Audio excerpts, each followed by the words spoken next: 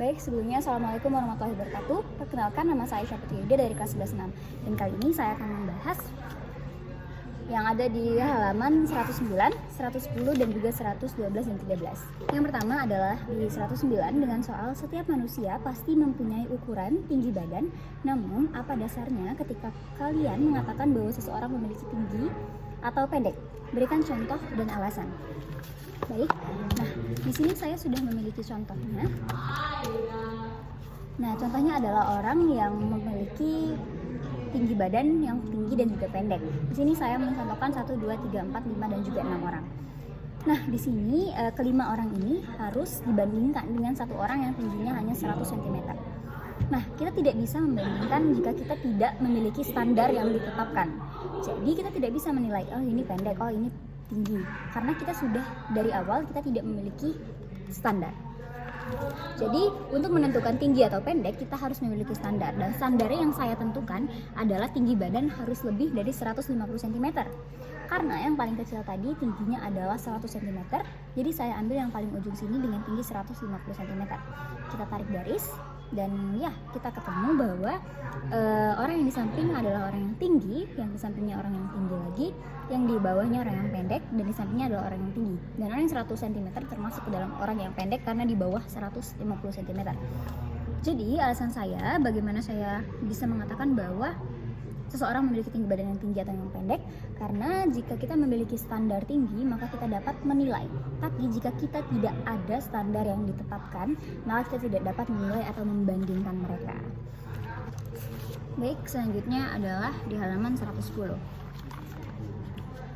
Soalnya adalah mengapa kita masih memerlukan koefisiensi determinasi meskipun sudah ada konsep jumlah kuadrat beresidu kecil. Diskusikanlah dengan dasar kesimpulan pada diskusi sebelumnya. Nah, baik, di sini saya sudah menuliskan seperti ini, seperti di gambar, yaitu konstruknya adalah keputusan wajib pajak, koefisiensinya adalah 0,674 dan juga keterangan moderal. Nah, jadi kebutuhan wajib pajak tadi kan adalah 0,674. Nah, jadi kita mengajukan semua variabel independen yang memiliki pengaruh, jadi diubah sebesar 67,4%. Nah, jadi sisanya adalah 32,6%. Kenapa dia tidak termasuk ke dalam 67 tadi? Karena dia telah dipengaruhi oleh variabel lain atau tidak masuk hitungan. Jadi 32,6 adalah sisa. Nah, di sini keterangannya adalah semakin tinggi nilai R kuadrat, maka semakin baik model prediksi yang diajukan. Dan juga nilai koefisiensi determinasi antara 0 dan juga 1. Jika nilai mendekati, artinya variabel independen. Namun, jika R kuadrat semakin kecil, artinya variabel independen cukup terbatas atau cukup lemah. Gitu. Selanjutnya adalah di halaman 212, seperti di gambar.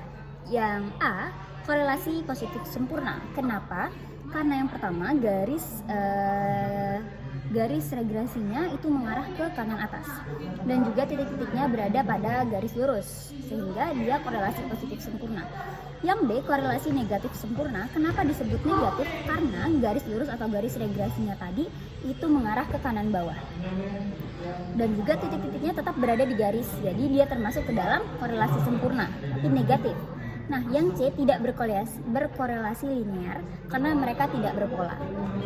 Nah, selanjutnya adalah yang gambar ini. Itu adalah yang A. Sebelumnya R-nya berada di antara 0 sampai 1. Jadi korelasi negatif kuat. Korelasi positif kuat, maaf. Kenapa? Karena di sini kita bisa lihat bahwa garisnya atau garis regresinya itu mengarah ke kanan atas, jadi dia positif. Kenapa dia bisa kuat? Karena titik-titik pancarnya berada di dekat garis atau garisnya berada di antara atau di dekat titik-titik pancar. Jadi dia termasuk dengan korelasi positif kuat. Yang kedua adalah korelasi positif lemah. Benar?